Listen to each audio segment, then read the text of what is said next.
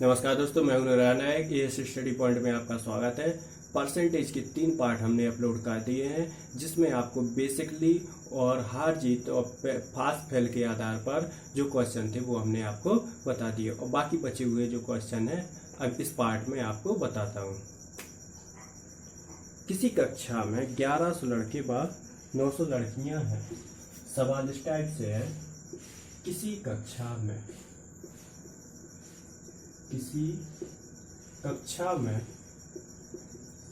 1100 लड़के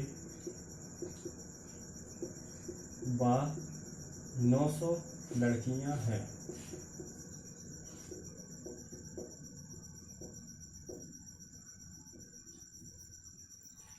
यदि इनमें से 50% लड़के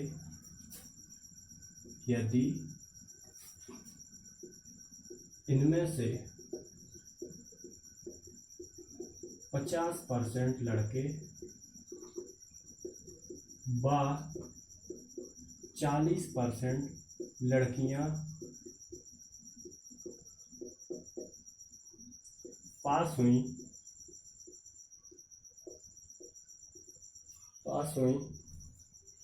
तो फेल होने वाले विद्यार्थियों का प्रतिशत होगा। तो फेल होने वाले विद्यार्थियों का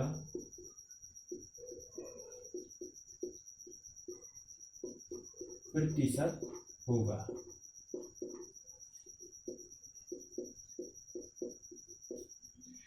आपको इसकी वैल्यू फाइंड आउट करनी है। क्या है, कक्षा में लड़के कितने दिए? लड़के दिए हैं 1100 और लड़कियां 900। क्वेश्चन में बोल रहा है 50% लड़के व 40% लड़कियां पास हुई। क्या है, इसमें से 50% लड़के पास हुए और 40% लड़कियां पास हुई। तो पास कितने हुए? 50%। तो फेल कितने होंगे इसमें से? 50%। ये चीज क्लियर हुई। 1100 लड़के थे, उनमें से 50% पास हुए, तो फेल कितने हुए? 50। क्योंकि हमें पूरी बात 100 पर लेकर चलनी है। अब इसी को लेकर चलो। पास हुई लड़कियां कितनी हैं? 40%। तो फेल होने वाली कितनी होंगी? 60%। 100 लेके चलना है। पास होने वाली लड़कियां 40%, तो फेल होने वाली कितनी होंगी? 60। अब इसमें से फेल होने वाले लड़के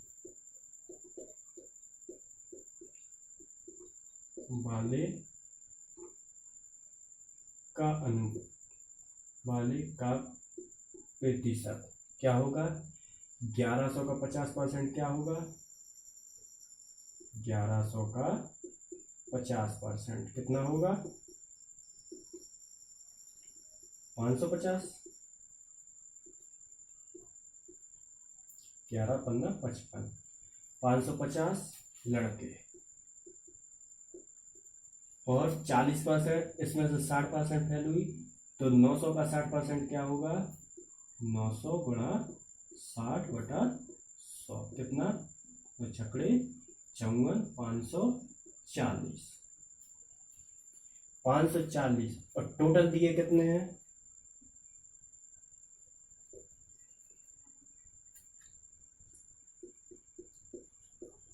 टोटल स्टूडेंट्स कितने हैं? 1100 प्लस 900 कितने हुए? 2000 हो गए। और इसमें से फेल होने वाले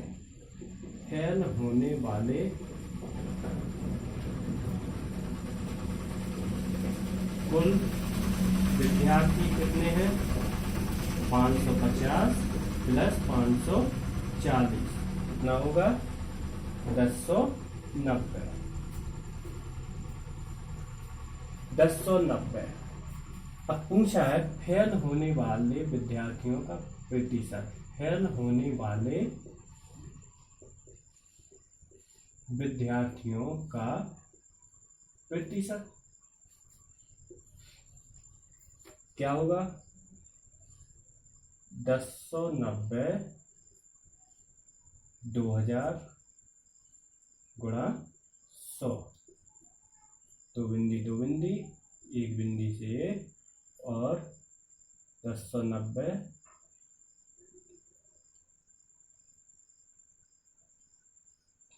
50 54.5। ये होगा परसेंटेज, ये अपना आंसर हो जाएगा। क्या है? लड़के कितने दिए? 1100। 1100 में से 50% पास हुए तो फेल कितने होंगे? 50। लड़कियां 40% पास हुई तो फेल कितनी होंगी? 60%। तो लड़कों का फेल होने का परसेंट, फेल होने वाले लड़के निकाले कितने फेल हुए, और फेल होने वाली लड़कियां निकाली कि कितनी लड़कियां फेल हुई। क्यों? क्योंकि हमें फेल होने वाले विद्यार्थियों का परसेंटेज ज्ञात करना, इसलिए फेल होने वाले की संख्या निकालेंगे और जो टोटल दिया हुआ है उनमें से हम परसेंटेज निकाल लेंगे, ये हमारा आंसर हो जाएगा।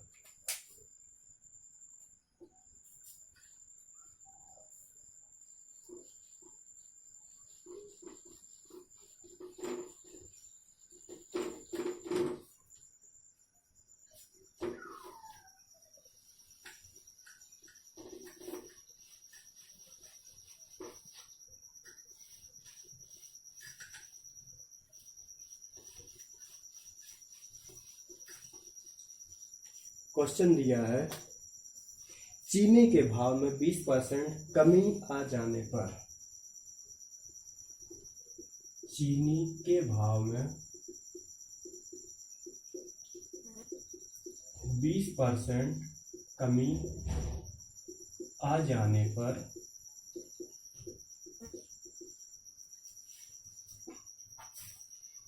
एक व्यक्ति 480 रुपया में,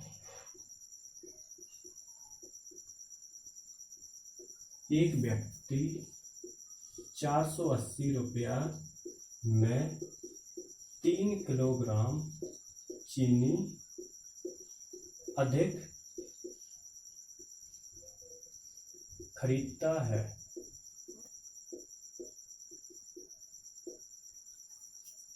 अधिक खरीदता है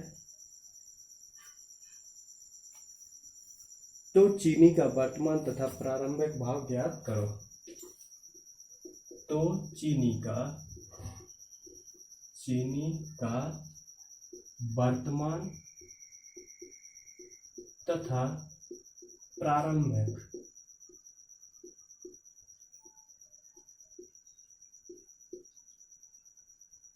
भाव ज्ञात करो। ये वैल्यू आपको फाइंड आउट करनी है। क्या दिया है? सीधी सी ट्रिक है।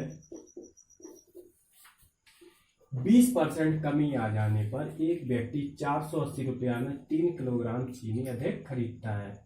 तो 1 किलोग्राम चीनी कितने में खरीदेगा? 1 किलोग्राम खरीदेगा 480 बटा 3, तो कितने? 160 में 1 किलोग्राम चीनी 160 में खरीदेगा। फिर 160 का चीनी का वर्तमान मूल्य क्या होगा? 160 गुणा 20 बटा 100। जो कमी हो रही वो 160 का 20% क्या होगा? 32 रुपया प्रति केजी। ये होगा आपका वर्तमान मूल्य। ये आंसर आ गया। इसके बाद 32 रुपया पर केजी है। फिर आपको क्या वैल्यू फाइंड आउट करनी है?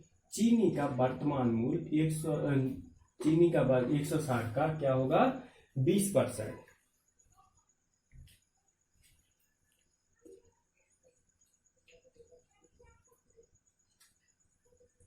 इसके बाद आपको वैल्यू फाइंड आउट करनी है क्या? चीनी का प्रारंभिक भाव क्या होगा? चीनी का प्रारंभिक भाव पहले कितने की थी चीनी? 100 रुपए की। जब उसमें 20% कमी आई तो कितने की हुई? 80 रुपए की। 80 की हुई। क्या करेंगे, जो ये 32 दिया है, 80 और चौको 32, क्या होगा? 40 रुपया पर केजी। ये आपका प्रारंभिक मूल्य होगा। 480 रुपये में 3 किलोग्राम चीनी खरीदेगा तो 1 किलो कितने में खरीदेगा? 160 में। 20% की कमी हो रही तो वर्तमान मूल्य क्या होगा? 160 का 20% कितना होगा? 32 रुपये। और चीनी का प्रारंभिक भाव क्या होगा? पहले चीनी थी 100 रुपए की और जब उसमें 20% कम हुआ तो कितने की हुई? 80 की। और 32 और 80 का 32 निकालेंगे तो कितना होगा परसेंटेज? 40 रुपया पर केजी। ये आपका प्रारंभिक मूल्य होगा।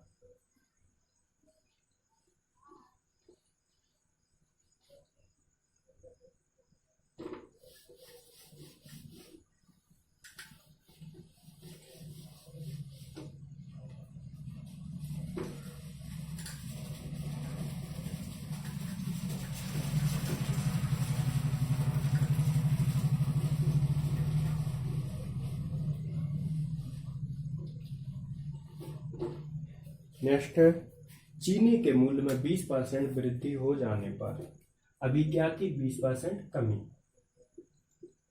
चीनी के मूल्य में 20% वृद्धि हो जाने पर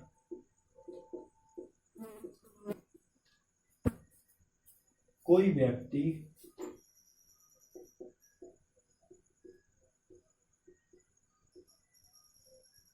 कोई व्यक्ति 360 रुपया में 6 किलोग्राम चीनी खरीदता है। 360 रुपया में 6 किलोग्राम चीनी खरीदता है।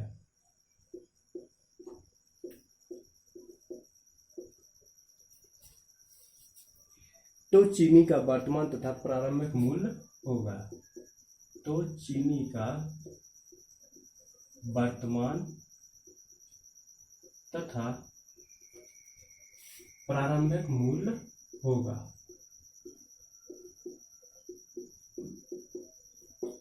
क्या करना है आपको?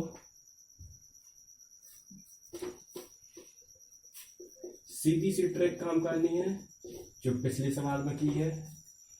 360 रुपये में 6 किलोग्राम खरीदेगा तो 1 किलोग्राम कितने में खरीदेगा? 1 किलोग्राम चीनी खरीदेगा।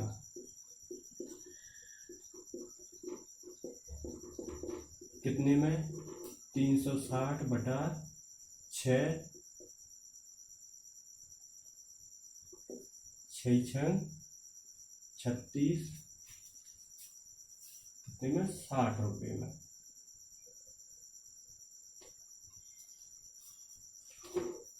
60 रुपये में उसने कितनी खरीदी?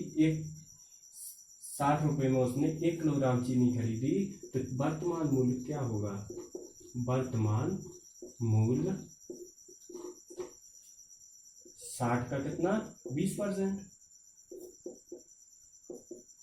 क्या होगा? 12 रुपया पर केजी। ये हो गया आपका वर्तमान मूल्य। प्रारंभिक मूल्य क्या होगा? प्रारंभिक मूल्य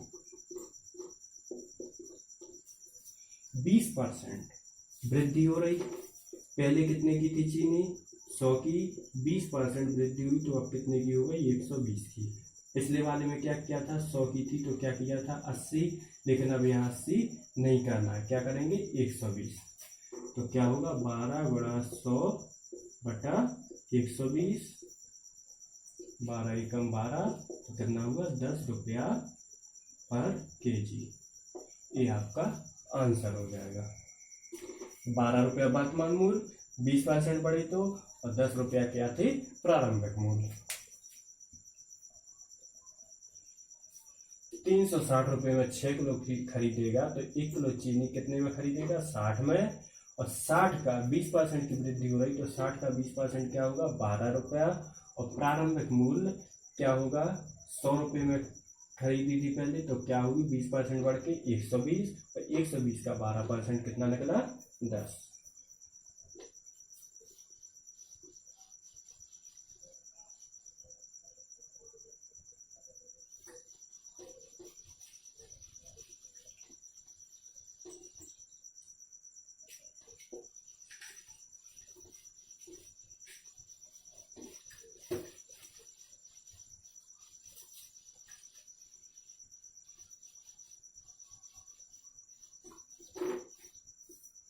क्वेश्चन दिया है, किसी भिन्न के अंश में 10% की वृद्धि तथा हर में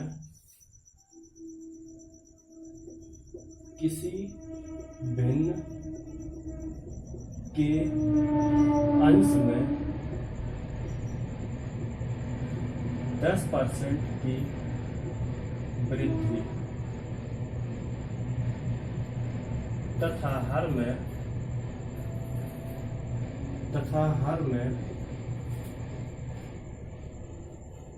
10% की कमी की जाती है। 10% की कमी की जाती है।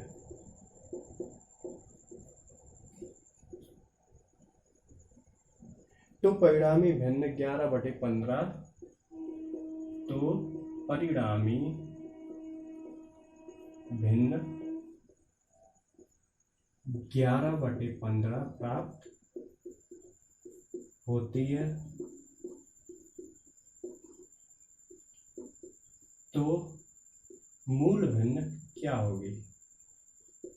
मूल भिन्न क्या? तो क्या करना है इस सवाल में?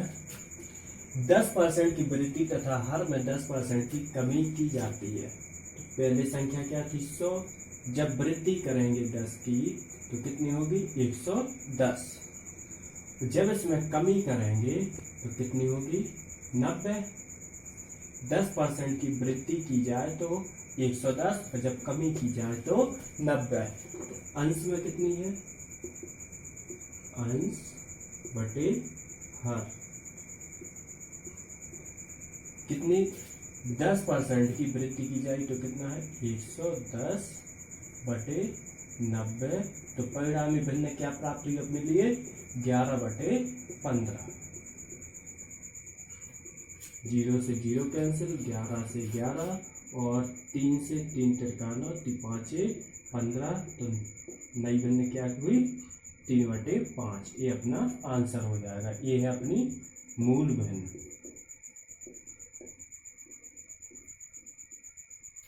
फिर से समझ लीजिए, अंश में 10% की वृद्धि, तो अंश में 10% की वृद्धि हुई तो कितना हुआ? 110।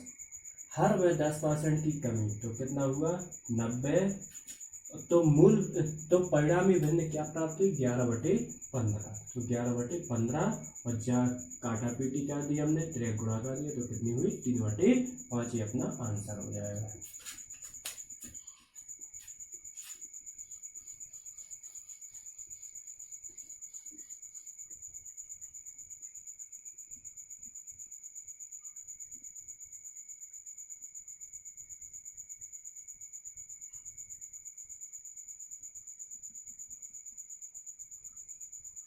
इसी प्रकार से एक और सवाल है,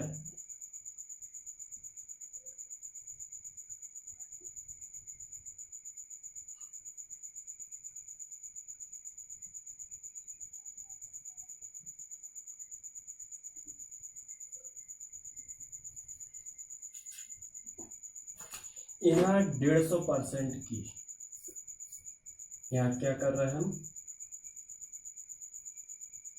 150% की वृद्धि कर रहे हैं। तो यहाँ पर कितनी कर रहे हैं? 200% की वृद्धि।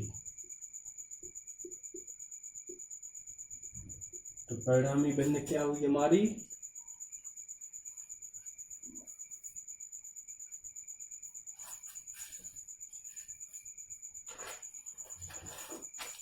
(2/5). 150% की वृद्धि हुई, यहाँ पर 200% की, तो परिणाम में भिन्न क्या हुई हमारी 2/5। अंश में कितनी है 150 की, तो पहले 100 थी, कितने की करी 150 की वृद्धि, तो कितनी हुई 250। और हर में पहले 100 थी, 200 की वृद्धि की 200%, तो कितनी हो गई है 300। तो क्या होगी 250/300, तो परिणामी भिन्न क्या हुई 2/5। 0 से 0 और 5 से 6 बार, 6 दूनी 12, 12/25 ये अपना आंसर हो जाएगा। क्या होगी ये अपनी मूल बनी। 150% की वृद्धि करेंगे तो क्या होगा 250, और 200% की वृद्धि हर में की जाती है तो कितना होगा, पहले 100 थी अब क्या होगी 300। हर बात 100 पर लेनी है, 100 पर लेनी है, ये याद रखिए बस। हर बात हमें 100 पर लेकर चलनी है।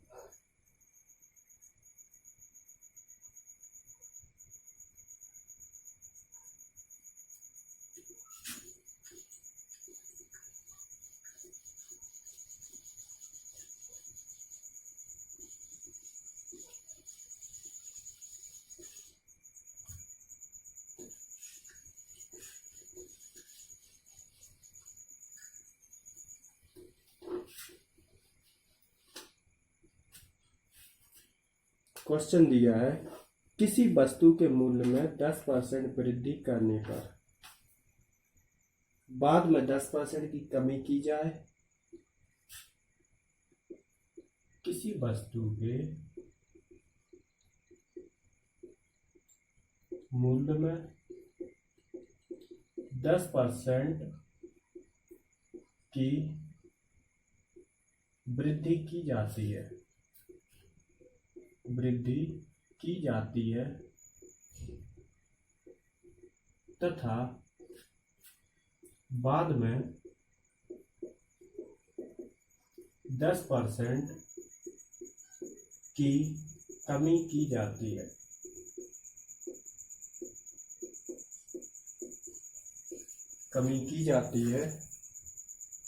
तो वस्तु के मूल्य में कितने % परिवर्तन होगा। तो वस्तु के मूल्य में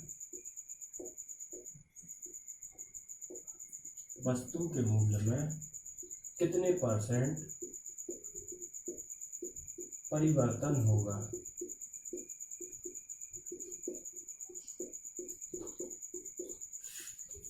ये वैल्यू आपको फाइंड आउट करनी है। कैसे करेंगे, पहले 100 थी, 10% की वृद्धि की तो क्या हुआ 110 हो गया, और जब 10% की कमी हुई तो क्या हुआ 90। पहले 100 था, फिर 10% की वृद्धि की मूल्य में तो क्या हुआ 110, और जब 100 था और 10% की कमी हुई तो क्या हुआ 90। इसके बाद क्या करना है, तो वस्तु के मूल्य में कितने % परिवर्तन होगा। तो सीधी सी बात है, क्या होगा 99%। 99 क्या है 100 से कम है तो घटा दो, तो क्या होगी 1% कमी। 1% कमी अपना आंसर हो जाएगा। सीधी सी बात है, 10% की वृद्धि की जा रही तो 110 होगा, 10% की कमी होगी तो 90 होगा, और इनका प्रतिशत क्या होगा 99%, और ये 100 से कम है तो कितना होगा 1%। 1% की कमी। ज़्यादा होता 102 होता तो क्या होती 2% की वृद्धि होती। 100 से ज़्यादा होता तो ये वृद्धि होती।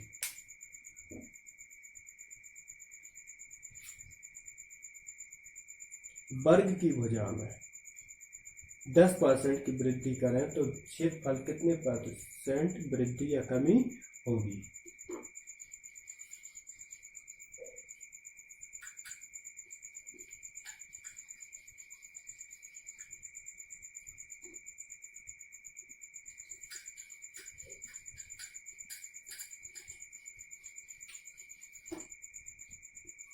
किसी वर्ग की भुजा में, किसी वर्ग की भुजा में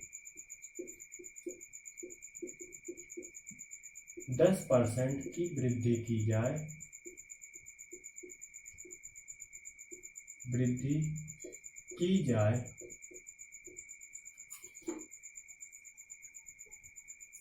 तो क्षेत्रफल में कितने परसेंट वृद्धि, तो क्षेत्रफल में कितने परसेंट परिवर्तन होगा।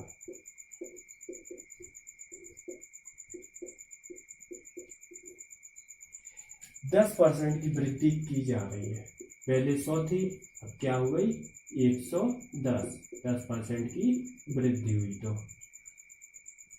और वर्ग का क्षेत्रफल होता है, वर्ग का क्षेत्रफल बराबर भुजा का स्क्वायर। वर्ग का क्षेत्रफल क्या होता है, भुजा का स्क्वायर। तो क्या होगा 110, एक वजह ये हुई और एक वजह एक और होगी, तो उसमें भी 10% की वृद्धि होगी, प्रत्येक में 10% की वृद्धि होगी, तो क्या होगा 100 डायरेक्टली 121%। तो ये कितना है 100 से ज्यादा है, तो 100 से ज्यादा है तो 100 घटा तो कितना आएगा 21% की वृद्धि। वृद्धि क्यों है, क्योंकि ये 121 है और इसमें से 100 घटाएंगे 21 आएगा तो वृद्धि होगी। यदि ये 100 से कम होता तो उतने परसेंट की कमी हो जाती।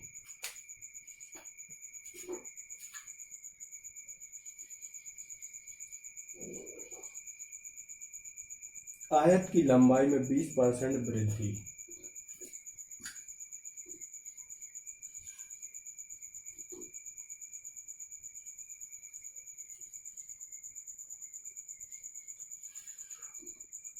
आयत की लंबाई में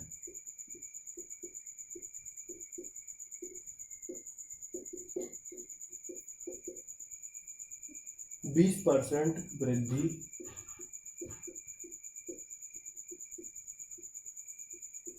20% की वृद्धि व चौड़ाई में 10% की कमी की जाती है, कमी की जाती है तो क्षेत्रफल में कितने परसेंट परिवर्तन होगा। तो क्षेत्रफल में कितने परसेंट परिवर्तन होगा, परिवर्तन होगा। सीधी सी बात है, आयत का क्षेत्रफल क्या होता, लंबाई गुणा चौड़ाई।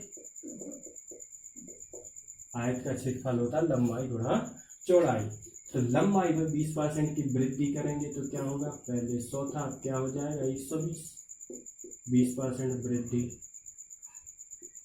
और जब इसमें 10% की कमी करेंगे किसमें, चौड़ाई में, तो क्या होगा 90 क्या हो जाएगा लंबाई गुणा चौड़ाई, तो 120 गुणा 90 100 108, 100 से ज्यादा है तो 108 माइनस 100, तो कितना हो जाएगा 8% की वृद्धि। ये हो जाएगा अपना आंसर। कुछ नहीं करना आपको, सिर्फ जो वृद्धि की जा रही तो उतना जोड़ दो, जितनी कमी की जा रही उतनी घटा दो।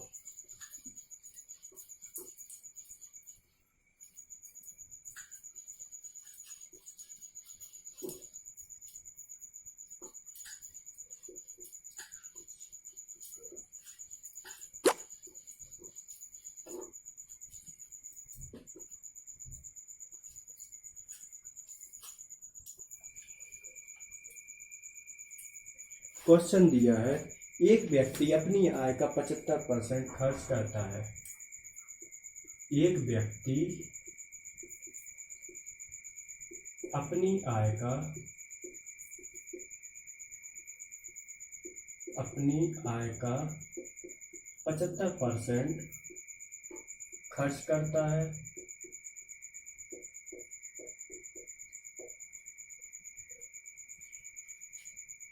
यदि उसकी आय में 20% वृद्धि हो गई तो यदि उसकी आय में 20% वृद्धि हो गई तो खर्च में 10% वृद्धि हो जाती है। खर्च में 10% वृद्धि हो जाती है।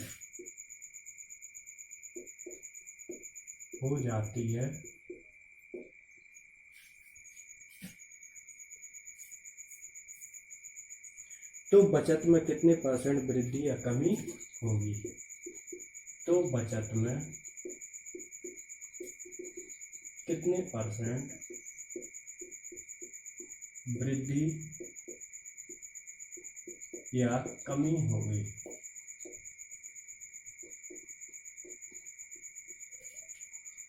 सीधा सा क्वेश्चन है, आपको कुछ नहीं करना है। ये है आय, ये है खर्च, ये है बचत। यदि कोई व्यक्ति 100 रुपये कमा रहा है तो कितना खर्च कर रहा है? 75। तो इसकी बचत कितनी हुई? 25%। कितनी होगी? 25%। यदि उसकी आय में 20% की वृद्धि हो जाए तो कितना कमाएगा वो? 120%। तो उसके खर्च में 10% वृद्धि हो जाती है। तो खर्चा 10% वृद्धि हो जाती है। तो खर्चा में आपको यहाँ पर 85 नहीं रखना है। क्यों नहीं रखेंगे ये समझ लीजिए। क्योंकि खर्चा अपना कितना है? 75%। तो खर्चा हमारा इससे नहीं लगाया जाएगा। किससे लगाया जाएगा? इससे। खर्चे में 10% वृद्धि करेंगे तो 75 का 10% कितना होगा? 7.5। तो 7.5 इसमें जोड़ेंगे तो कितना होगा?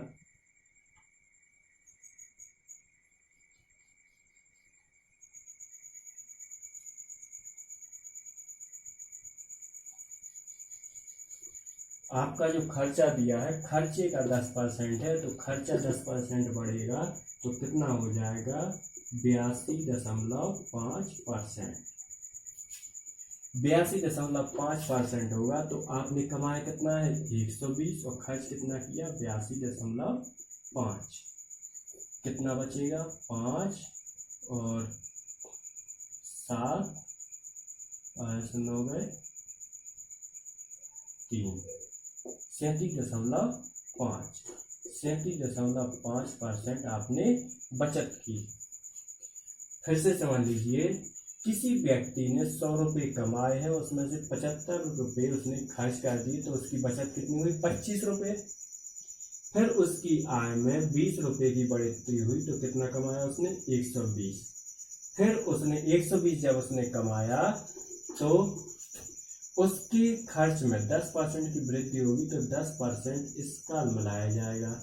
खर्चा अपना जितना है उसका 10% मिलाया जाएगा, ना कि इसका। तो यहाँ पर 85 ना होके क्या होगा? 82.5। 82.5 है तो किसमें से घटाएंगे? इसमें से। इसमें से 82.5 हटाएंगे कितना आएगा? 37.5%।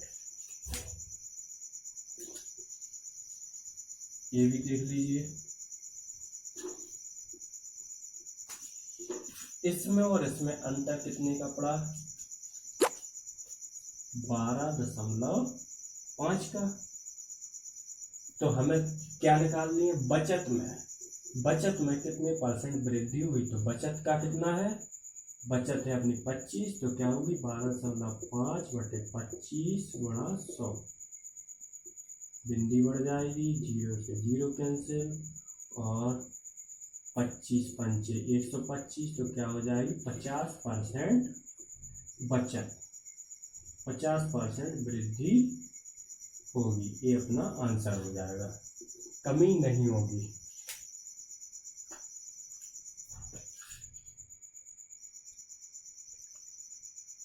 तो आपको क्या करना है, इसमें किसी व्यक्ति ने 100 रुपये कमाए हैं, 75 खर्च किए, तो 25 क्या बचेगी बचत में, 20% बढ़ी है उसकी यार, तो 120 हो जाएगा। और खर्चा कितना हो जाएगा, इस अपने जो प्रारंभिक खर्चा था उसका 10% बढ़ जाएगा। तो कितना होगा, बचत कितनी हुई 37.5। तो बचत में कितने का अंतर हुआ, 12.5% का। तो इसका कितना होगा, इस बचत का 12.5 कितना होगा 50%।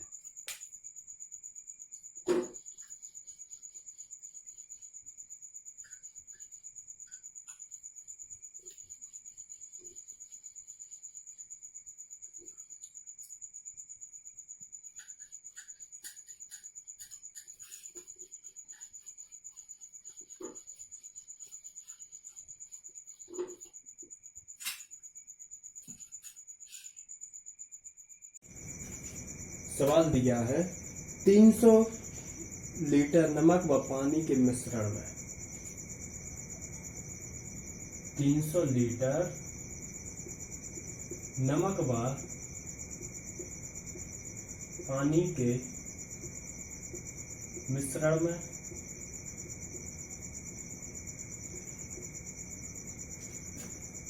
50% पानी है, 50% पानी है। इसमें और कितने लीटर पानी मिलाएं, इसमें और कितने लीटर पानी मिलाएं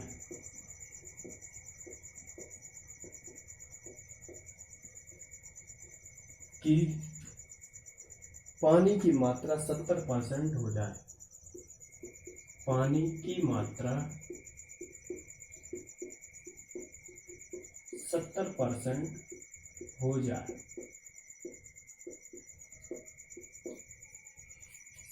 और कितने लीटर पानी मिलाया जाए कि पानी की मात्रा 70% हो जाए। 300 लीटर का हमें कोई मिश्रण दिया गया है,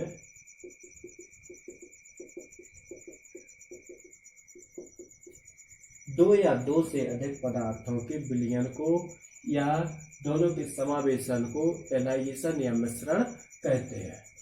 तो यह मिश्रण किसका, पानी और नमक का। तो नमक और पानी की मात्रा दी हुई है कितनी, पानी के मिश्रण में 50% पानी है, तो नमक कितना होगा 50%। यदि पानी और नमक के मिश्रण में 50% पानी है तो 50 ही नमक होगा। और पूछ रहा है कि कितना पानी और मिलाया जाए कि पानी की मात्रा 70 हो जाए, तो नमक की कितनी होगी 30%। अब इसमें एक बात ध्यान रखनी है कि जो चीज मिलाई या घटाई जाए उसे कभी काम में नहीं लेना है। कैसे नहीं लेना, कि हमें सूत्र में या सवाल सॉल्व करते समय नहीं लेना है। ऐसा नहीं कि आप पीना ही छोड़ दो। पानी मिलाया जा रहा है तो उसे काम में नहीं लेना है। तो क्या करेंगे, 50% नमक है तो इसका क्या होगा 300 गुणा 50/30,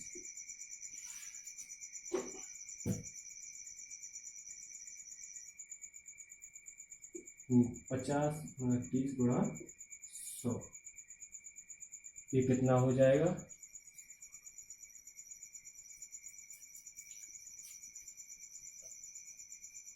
इसकी मात्रा आएगी 0, 3, 100, कितनी हो गई 500 लीटर। 500 लीटर किसकी मात्रा हो गई, जो हमने पानी मिलाया है या नमक और पानी का जो मिश्रण बना है, इसमें पानी कितना मिलाया गया, पानी की मात्रा कितनी होगी, पानी की मात्रा 500 माइनस 300 बराबर 200 लीटर। ये अपना आंसर हो जाएगा। इसे ध्यान में रखना है, इसे आपको बिल्कुल भी नहीं लेना है। क्या करना है, 300 लीटर पानी, 300 लीटर मिश्रण था, उसमें हमने 50% और 30% का निकाला, किसका, नमक का। इसे हमने मिलाया, तो इसे काम में लेना नहीं है, सॉल्व करते समय सवाल। और जो इसका निकला है 500 लीटर, तो 500 लीटर में से 300 मिश्रण हटा दिया, तो बाकी एक्स्ट्रा पानी कितना बना है, 200 लीटर।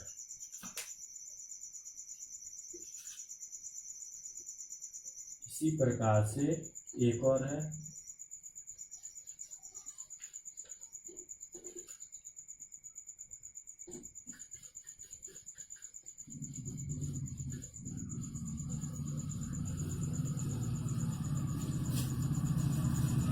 दो 240 लीटर नमक व पानी के मिश्रण में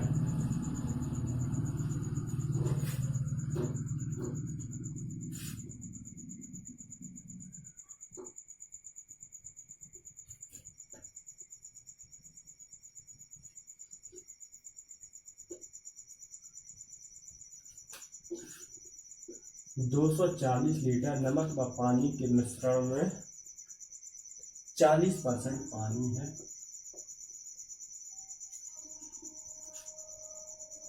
इसमें और कितने लीटर पानी मिलाएं कि कितने लीटर पानी का बाष्पीकरण कर लिया जाए। लीटर पानी का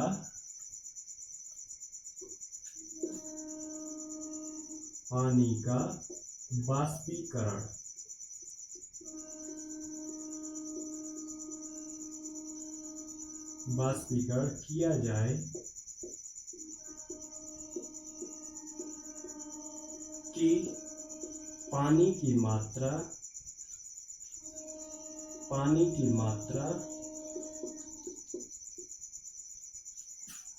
20% रह जाए, 20% हो जाए। 240 लीटर नमक व पानी के मिश्रण में 40% पानी है, इसमें और कितने लीटर पानी का बाष्पीकरण किया जाए कि पानी की मात्रा 20% रह जाए। तो पानी को नमक दिया है और पानी दिया हुआ है, तो पानी की मात्रा पहले 40 थी, तो नमक कितना होगा 60। अब इसमें से पानी को निकाला जा रहा है, मतलब वाष्प के द्वारा या भाप के द्वारा बाहर निकाला जा रहा है, तो कितना बचा 20%। 20% है, तो इसका क्या होगा 80% बचेगा। अब हमें इसे काम में नहीं लेना है। क्यों नहीं लेना, क्योंकि हमने जो ट्रिक आजमाई है कि जो चीज मिलाई या घटाई जाए उसे कभी काम में नहीं लेंगे।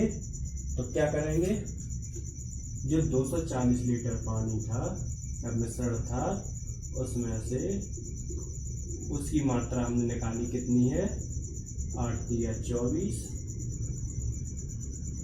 30, 3 18, 180 लीटर। तो पानी की मात्रा निकाले या बाष्पीकरण किए गए, निकाले गए पानी की मात्रा बराबर 240 माइनस 180 बराबर 60 लीटर, ये अपना आंसर हो जाएगा। सेम वही सवाल है कि जो मात्रा पानी की दी थी, पानी की 40% मात्रा है, तो 60% किसकी होगी, नमक की। 20% है, तो 80% किसकी होगी, नमक की। तो इसका हम क्या निकालेंगे, मिश्रण निकालेंगे कि इसमें कितने लीटर बचा हुआ है। तो 60 और 80 का अब देखा है कि कितने लीटर इसमें नमक बचा है, तो पानी की मात्रा कितनी हुई 60 लीटर।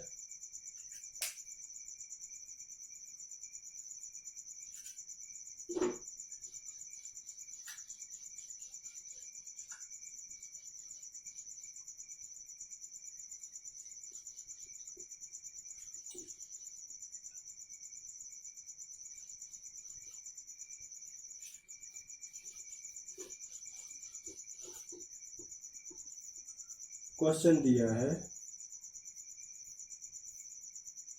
एक गांव की जनसंख्या 9800 है। एक गांव की जनसंख्या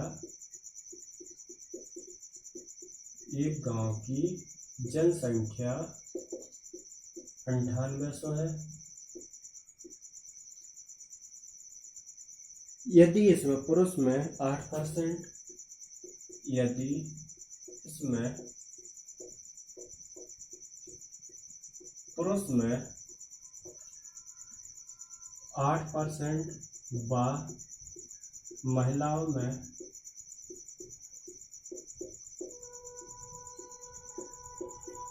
5% की वृद्धि हो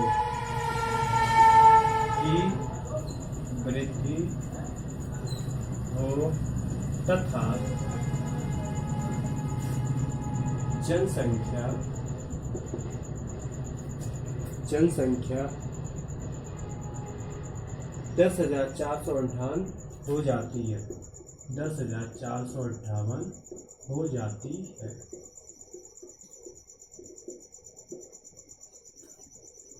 तो गांव में पुरुषों की संख्या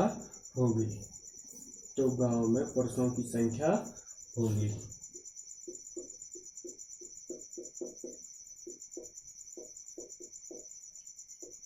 पुरुषों की संख्या ज्ञात करनी है। देखिए इसे कैसे करना है। गांव की जनसंख्या, एक कौन है? पुरुष, ये है महिलाएं। पुरुष कितने बढ़ रहे हैं? 8, महिलाएं 5%। पुरुष बढ़ रहे हैं 8% और महिलाएं बढ़ रही हैं 5%। जनसंख्या कितनी है? 9800। वर्तमान जनसंख्या कितनी है? 9800। और जनसंख्या बढ़ के कितनी हो जाती? 10,458। 10,458 हो जाएगी तो इसमें अंतर कितने का पड़ेगा?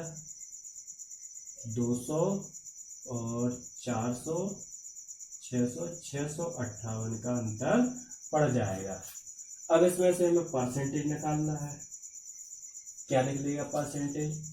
इससे निकलेगा 9800 और 100 से और 498, 14 और 498 कितना है? 47/7। ये जो 47/7 है, इसमें 7 का गुणा कर देंगे। क्यों करेंगे गुणा? क्योंकि इसके फ्रैक्शन में 7 है तो 7 का हम गुणा करेंगे तो देखो 8, 47/7 और 5 इस तरीके से करेंगे तो क्या हो जाएगा? 8 × 2 56 और ये 47 और 1 7 5 35। अब आपको एक चीज समझनी है यहाँ पर, एलाइजेशन, मिश्रण में हम इस तरीके से करते हैं। यहाँ पर जो चीज दी हुई है जैसे 47 है यहाँ पर, तो बड़ी में से छोटी संख्या घटाएंगे। बड़ी में से छोटी घटाएंगे तो यहाँ पर कितना बचेगा? 9 और इसमें से इसे घटाया तो कितना बचा? 47 और कितना? 12। 3 से भाग दो तो कितना आया? 3 चौका 12 और 3 तिरका 4:3। एलाइजेशन में इस तरीके से हम काम करते हैं और इसी तरीके से हम एलाइजेशन के सारे सवाल सॉल्व करेंगे। आगे आने वाली वीडियो में या आगे आने वाले हम टॉपिक में इसे समझाएंगे। तब तक आपको ये ध्यान में रखना है कि बड़ी में से छोटी संख्या घटाएंगे। तो यहाँ 7 का गुणा क्यों किया तो आपको समझ में आएगा कि यहाँ से 7 कट जाएगा और इसमें से गुणा हो जाएगा, इसीलिए हमने 7 का गुणा किया है। 4:3 कितना होगा? 7a और इसका कितना फ्रैक्शन निकालना है? 4:3 के अनुपात में हमें इसका फ्रैक्शन निकालना है। तो 9800 ये कितना हुआ? 1400, तो पुरुष कितने हुए? 4 गुणा 1400 बराबर 5600। ये अपना आंसर हो जाएगा। 5600 क्या हुए अपने पुरुष।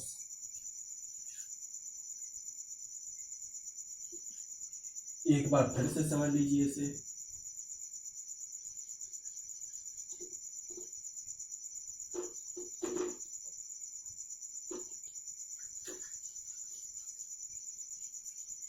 इस टाइप के क्वेश्चन बहुत ही इंपॉर्टेंट होते हैं, इसलिए आपको इसे बहुत ही अच्छे से समझना है। पुरुष कितने दिए हैं? 8% वृद्धि हो रही, महिलाओं में 5% की, और 9800 क्या है? जनसंख्या कितनी हुई? 10,458। इनमें अंतर कितने का होगा? 658 का। तो इनका परसेंटेज क्या होगा? 9800 गुणा 100 कितना हो जाएगा? 00 और 4 98 और 14 4 56 और 4 98 47/7। इस 7 का हम गुणा करेंगे किसमें? इसमें, इसमें और इसमें, तो 7 कट जाएगा इससे। इसमें गुणा होगा तो क्या होगा? 56, और इसमें होगा तो कितना होगा? 35, और ये कितना बचेगा? 47। तो ये क्या है? मिश्रण। मिश्रण वाले सवालों में हम इस टाइप से करेंगे, बड़ी में से छोटी घटाएंगे तो कितना बचेगा यहाँ पर? 9, और बड़ी में से छोटी घटाएंगे तो क्या बचेगा यहाँ पर? 12। 3 से भाग देंगे तो कितनी बार जाएगा? 4 बार, और 3 से 3 बार, तो 4:3 क्या होगा हमारा? 4:3 महिला और पुरुष का अनुपात निकला है। तो 9800 7 4 3 7 4 प्लस 3 है, कितना होगा? 9800।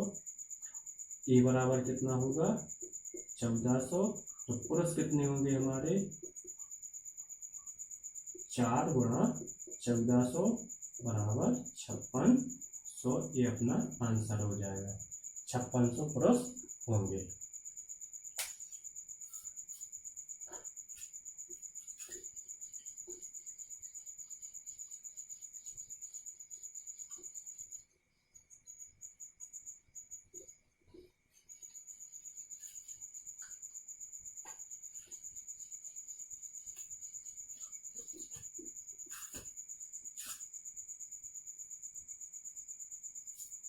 किसी कार के मूल्य में 15% वृद्धि हुई।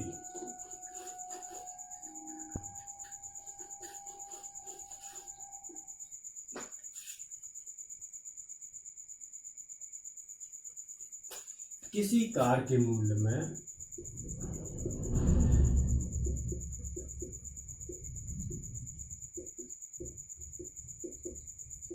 15% वृद्धि हुई,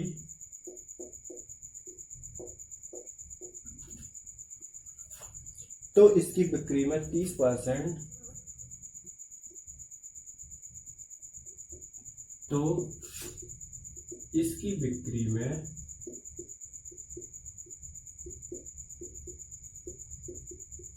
30% कमी हो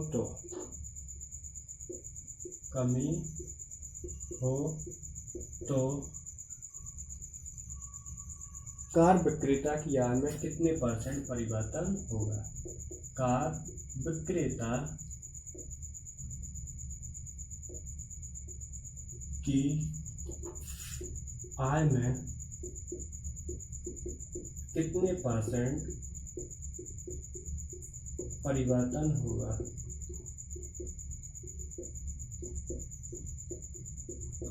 ये वैल्यू फाइंड आउट करनी है आपको।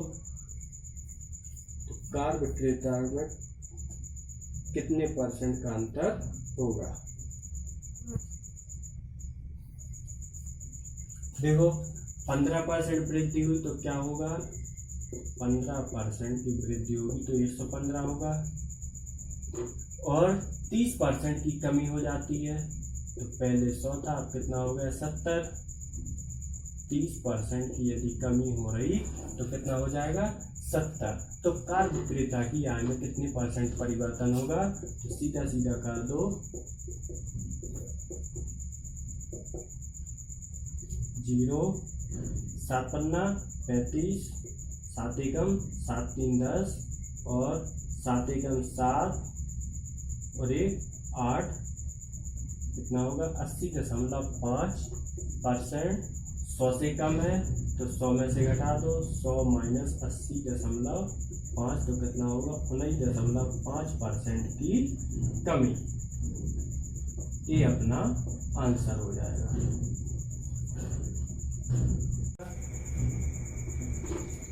15% की वृद्धि हुई तो 115, 30% की कमी हुई तो 70। तो दोनों को सीधा सीधा हमने गुणा कर दिया, परसेंटेज निकाल लिया, 80.5 आया। 80.5 100 से कम है तो 100 में से घटा दिया तो कितना है 19.5। ये अपना आंसर हो जाएगा। तो जितने टाइप के सवाल आपके परसेंटेज में हो सकते थे हमने आपको 4 पार्ट में बता दिए, और टाइप के जितने सवाल होंगे तो हम आपको आने वाली वीडियो में बता देंगे, और आने वाले टॉपिक भी हम आपको बहुत ही अच्छे से तरीके से समझा देंगे।